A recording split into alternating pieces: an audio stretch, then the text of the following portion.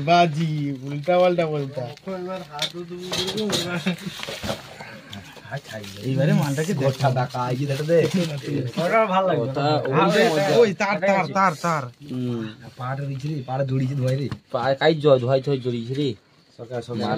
হাত মারবুনি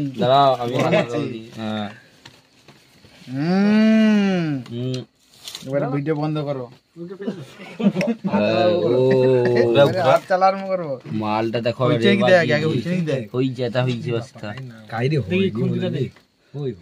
এটা হয়তো তন্দুরি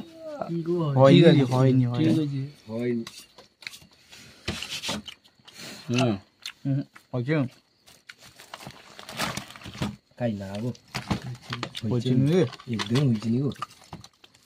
মালটা লাগবে কাঁচা দিলুন না